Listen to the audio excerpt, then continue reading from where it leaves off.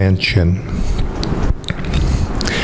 Self-expansion is the essence of all aspiration. Why do we seek to possess things? Because by acquisition, we imagine we'll expand our dominion. Why do we seek to learn more? Because we think by enlarging our knowledge to expand our understanding. And why do we seek ever new experiences? Because we believe that through them we'll expand our awareness. When you stretch a lump of dough outward, it becomes not only broader but thinner. Such often is the case when we stretch the mind only outwardly. Reaching out too far, we sacrifice depth in our lives. The self-expansion toward which all life aspires is of the spirit, an expansion of sympathy, of love, of the awareness that comes from sensing God's presence everywhere. Please now repeat after me. First we'll do this loudly. I feel myself in the flowing brooks. I feel myself in the flowing brooks. In the flight of birds. In the flight of birds. In the raging wind upon the mountains. The raging wind upon the mountains. In the gentle dance of flowers in the breeze. In the gentle dance of flowers in the breeze. Renouncing my little egoic self. Renouncing my little egoic self. I expand with my great soul self everywhere. I expand with my great soul self everywhere. And then once more. I feel myself in the flowing brooks. In the flight of birds. In the raging wind upon the mountains. In the gentle dance of flowers in a breeze. Renouncing my little egoic self, I expand with my great soul self everywhere. Now let's take this inwardly, keeping our attention at the point between the eyebrows, and this time, with concentration, let's do it whispering. I feel myself in the flowing brooks, in the flight of birds, in the raging wind upon the mountains, in the gentle dance of flowers in a breeze. Renouncing my little egoic self, I expand with my great soul self everywhere. And now, holding the attention again at the point between the eyebrows, let's repeat mentally only. I feel myself in the flowing brooks, in the flight of birds, in the raging wind upon the mountains, in the gentle dance of flowers in a breeze. Renouncing my little egoic self, I expand with my great soul self everywhere. Beloved Spirit, in all of that is, help me in my own nothingness to find myself one with all that is.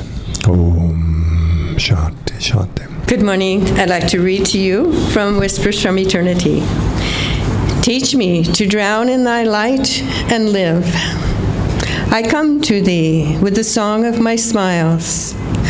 Whatever treasures have lain in the secrecy of my soul, I bring eagerly to thee.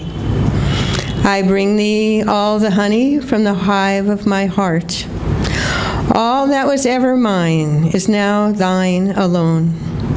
The sunlight of this world shining upon my eager hopes and brief, fickle fulfillments burn me repeatedly with dissatisfaction. Now I will quench my thirst forever in thy radiant waters. The taper of my aspiration toward happiness will burst aflame with thy coming into a conflagration of bliss. In thy vast, enchanting sea of light, I will swim joyfully forever. Teach me to drown in thee and live, rather than live in a mirage paradise of earthliness and die.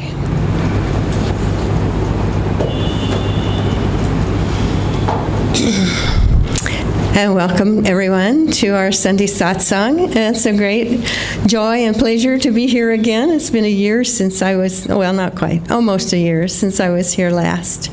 And so this is a very nice opportunity to be here. And I'm going to promise Jaya I wouldn't talk too long, so I won't talk too long. We just came from, on our way here from America, we came from the Kriya retreat that was held at our center in Italy, Assisi. It was a huge retreat. It was quite impressive, I must say. We had people there from all over the world, 400 devotees, I'm told. And there were monks from here, from India. There were monks from America. There were a couple of monks even from Italy. I remember once telling Jamal that Italy's the place you go where you want to get married. That's where everyone falls in love when they go to Assisi. So I noticed there weren't very many monks there. And so we had all those people.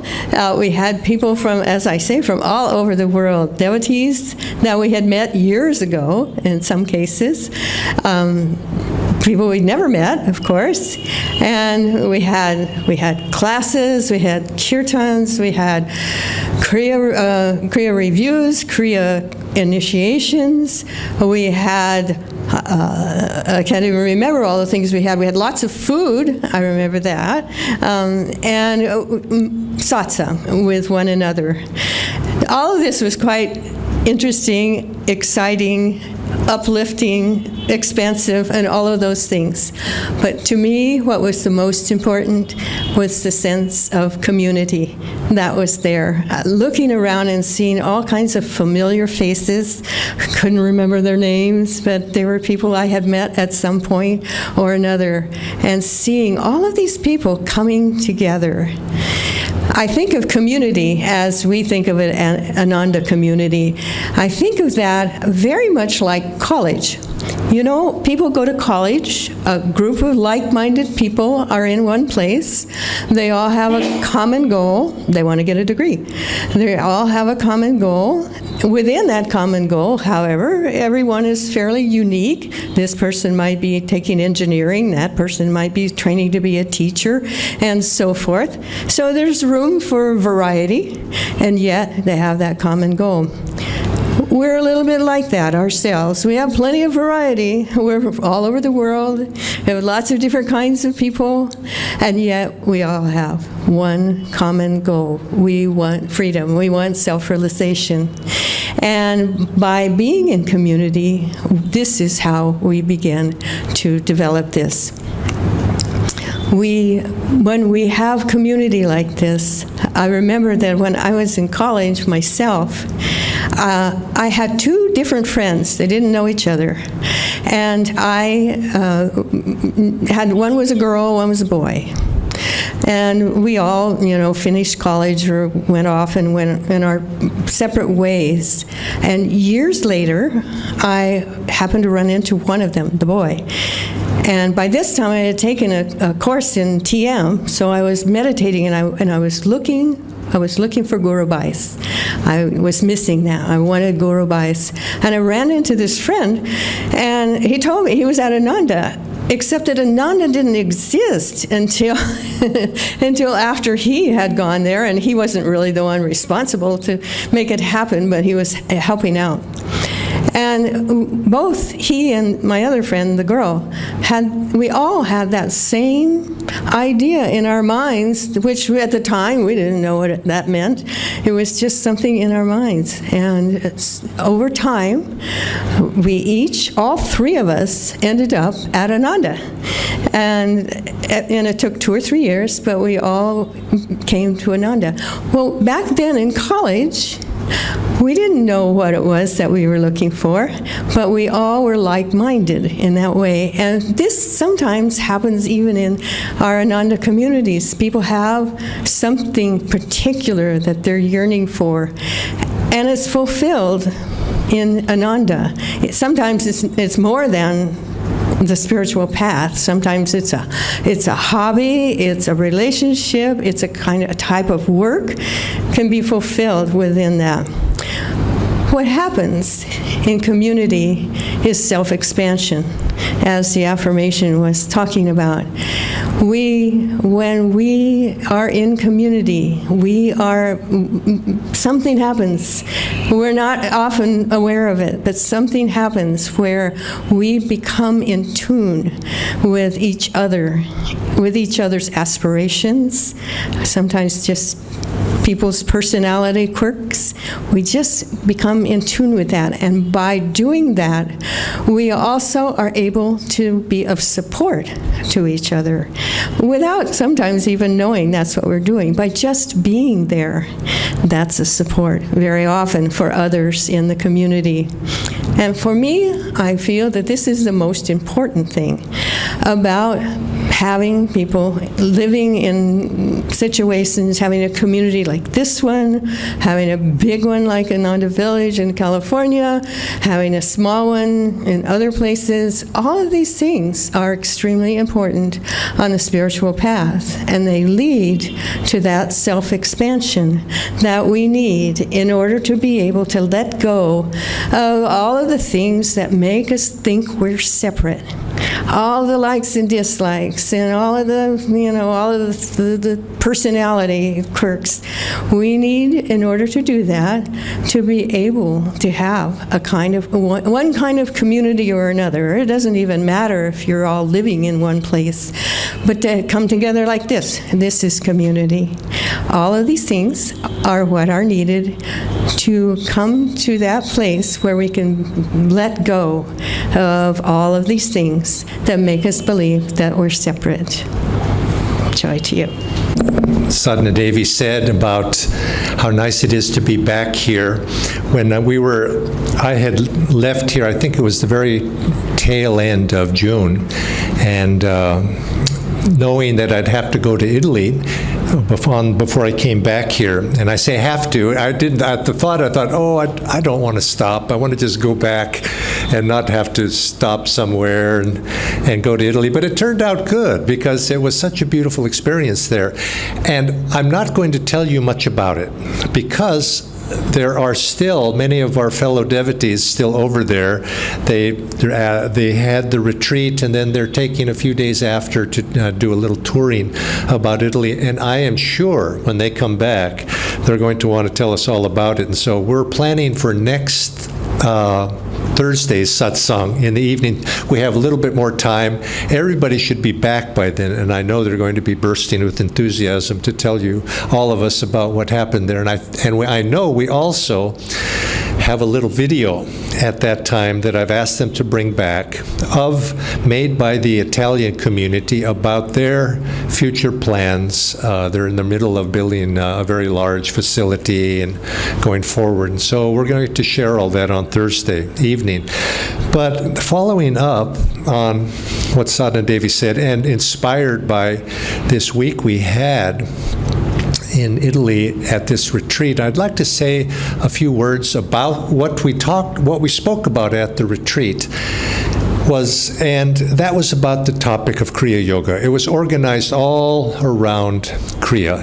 There was, I think, maybe 15 different speakers during the week, and I think they're going to be on the Italian Ananda Italy website if you care to watch them. And so they're going to. I think there's some very interesting ones there. The two themes that ran through the week were one, that we live at a very special time right now.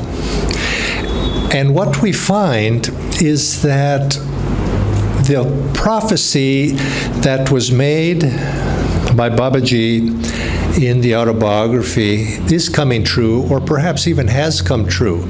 He said in the autobiography, just before Master left for America, he prophesied that Kriya Yoga would spread to all lands and be instrumental in helping to unite the nations of the world in a common fellowship and to overcome the disunity and bring harmony to the nations of the world through individuals' self-realization of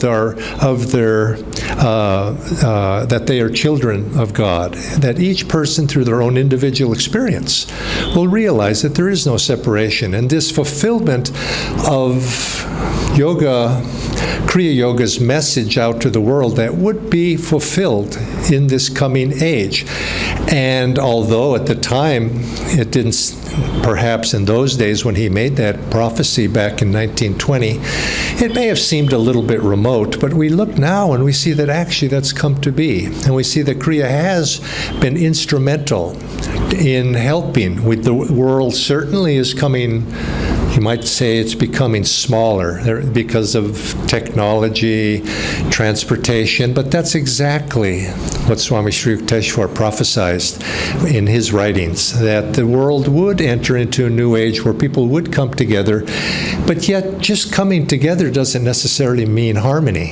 And we can see that too, because there's always counter-currents. Currents going one way, there's always a reactionary current to some degree, but the large trend of this age is moving toward a higher age and toward unity. And Kriya has a very important role to play, and I think each of us as Kriya bonds, we play a part in that.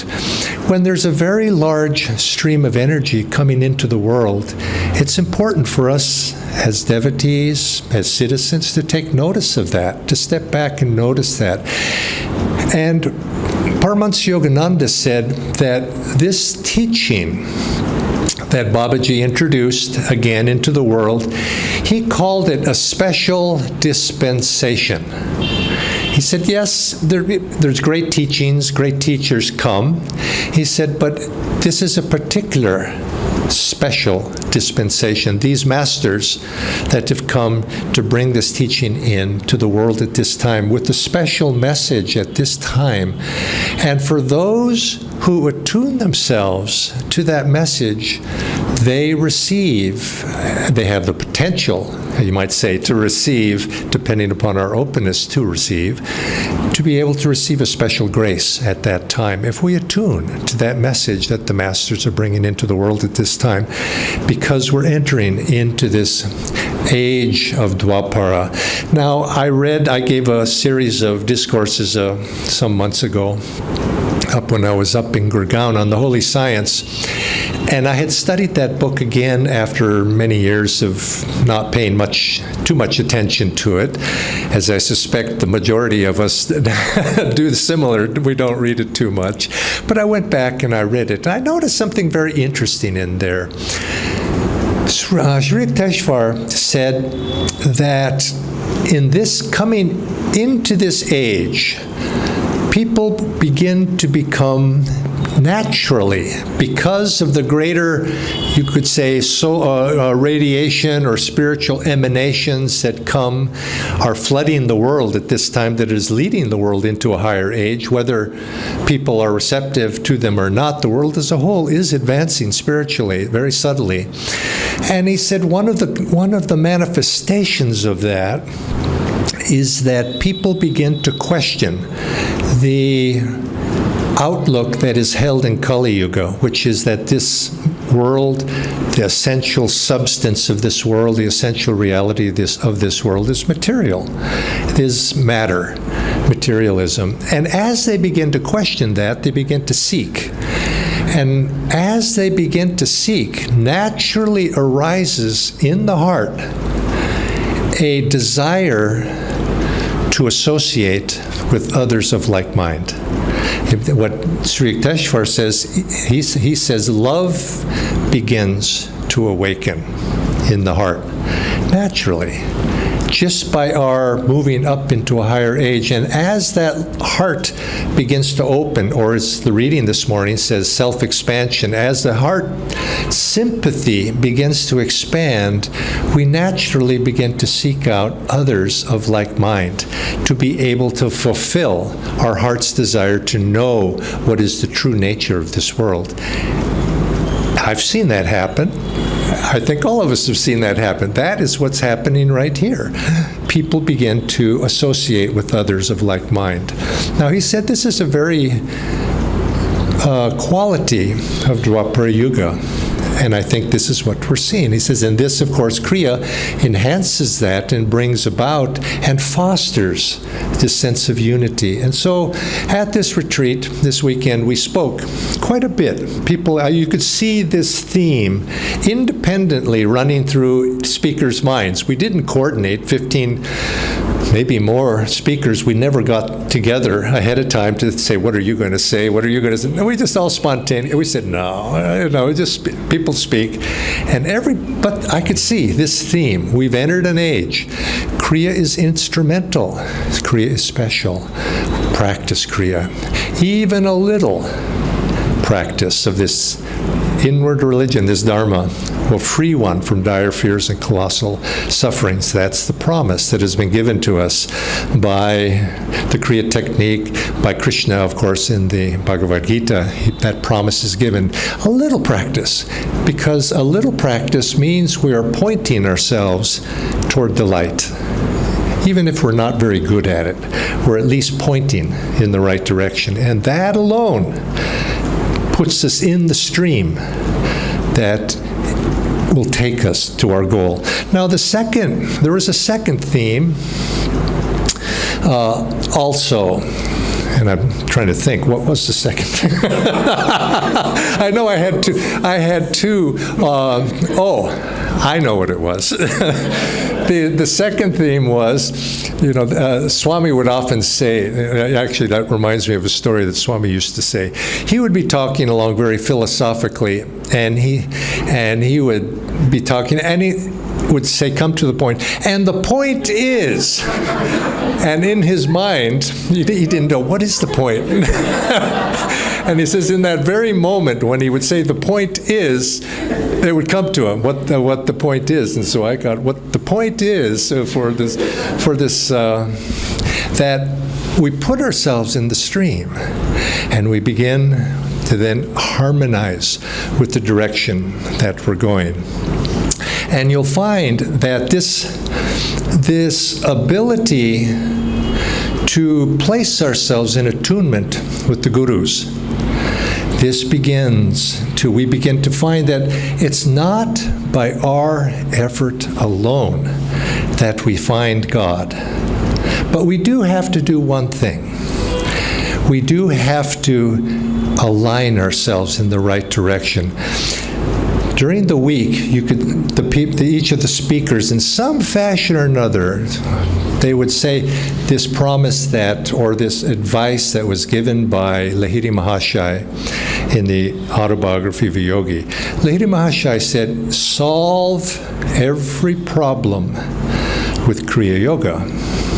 Now, we've heard this before, and obviously, on the surface, I've had people say, I've got a business problem, and I did Kriya Yoga, and I still have the business problem. Well, it wasn't quite meant in that way. What it was meant is, if you have a problem, what you are looking for, what is every problem looking for? It's looking for a solution. Every problem has a solution. But if you approach that solution on the same level of consciousness as the problem, it's like a deck of cards. You're just rearranging the cards. You're not really adding anything new. What we need when we have a problem is to add something new to come to a real solution. And so what Kriya does is it elevates our consciousness to the point where something new comes in. Intuition begins to enter. Superconscious solutions begin to arise. And this is what leads us out of the problem. Every problem we have, Kriya Yoga will be able to solve it. Now, I've heard this many times, and of course, given discourse on this topic many times. But it was this weekend, it was the first time I was getting ready to speak, that I linked it to some other saying that all of us often give discourse on too. Seek ye first the kingdom of God, and all these other things will be added onto you. Don't we often quote that? In other words, seek God first, and whatever difficulties we attack in life or attack us, we try to solve. If we approach them from that direction of trying to solve the problem first, inevitably it's again like shuffling the cards. Seek ye first the kingdom of God. And that's exactly what Lahiri was saying. Solve every problem with Kriya Yoga. It's because what we're doing when we practice or when we seek God in some fashion, even if it's not Kriya, is that we're pointing ourselves in the direction we want to go. We're pointing ourselves in the direction where the solution is. Even if we don't receive that solution immediately, we're at least opening the door for that. And so this is the one thing the devotee has to do. We've entered a great stream of potential is there for all of us right now. It's there always, but especially so for Kriya Bonds who open themselves to the grace that Kriya is bringing into the world today. That is there and can carry us. But our job, we have one job, is to open ourselves to that and to point ourselves in the direction. That river is flowing, and to the degree that we swim with the current, we find that we can, at this time, in this age, we can make great progress. I think attuning to what Sadhana Devi said, because it's natural, as Swami Sri Yukteswar wrote, that in this particular time, it's natural for the heart to want to associate. This is something that's particular to this age, this entry into Dwapara Yuga, the heart's wanting to associate with others of like mind and thereby be helped. That it's important for us as individuals to do that if we want to move a little bit more easily along the path. Gathering grace where you find it. It's like, why do we go on pilgrimage? Why do we go take darshan? Why do we go to holy shrines? It's to receive blessings. There's blessings there. But we have to do more than just receive blessings. We can't you can't only go to places of holiness and like a basket and put blessings in my basket and think we come home, now I have a big basket and I'll put them there. Well, we have to do more than that. It's like collecting, wonderful fruit. We then have to imbibe that fruit. We have to take that fruit in, make it part of us, and we offer it up, and then we participate in that. So we have to, this is our chance at this time. And I think by associating, by practicing, coming together, practicing Kriya together, and then expressing that outwardly in our service. This last point, which is, I think also was made beside these two others, is the help that it does each of us to be able to be an expression of what our ideals are, to allow it to express.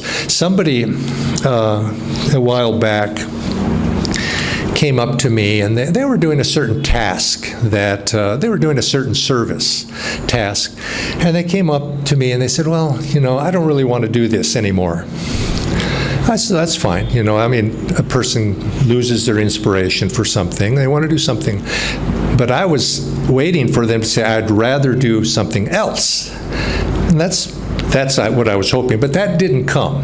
They didn't want to do something, which meant now they didn't want to do anything.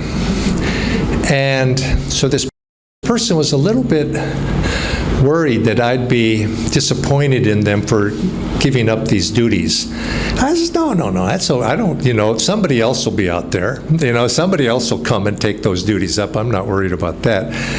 What I'm worried about is you not doing the duty. Not because of the duty, because if you're not serving, and you're not going to do something else to serve, that's what I'm worried about. I'm worried about that you're not, if you choose something else to do, that's one thing. If you choose to do nothing, well, then it makes me worried for your sake, not for my sake. It's for your sake and this is why we serve. We don't serve for Ananda Sangha's sake. We serve for our own sake. And always remember, we serve, God is not somehow made larger when we serve God. It's we who are made larger when we serve God. And so we have to always keep that in mind. We keep, in whatever form that service takes, that's individual, for each individual to decide in our own relationship. But pointing ourselves in the right direction, opening ourselves so that something, these blessings can flow through us, that's the important thing for us. And if we open ourselves, then it'll go. Swami Kriyananda, and this, I guess, is the fourth thing I remember. I was going to only say two, but there was the fourth thing I remember was said more than one time at this retreat, was remember, as Swami Kriyananda told us, a group of acharyas who were meeting with him at one time, he said it quite strongly, actually. He said, I'll point to Tushar, and when he says, remember, he says, remember, this is not your work. I don't know. Oh, okay. It's not my work, as he said about himself. This is not my work. It's Babaji's work. It's Master's work. And that's who we serve. And so he says, just remember that. And that we're serving God and gurus in everything we do. It's not our work. Then what happens? In that way, and I thought that's good, because that's the right attitude. Not to serve, it's not mine. It's not, it's God's work. And in that way, we allow God to flow through us if we work in that spirit. God's the doer. We're not the doer. Many blessings.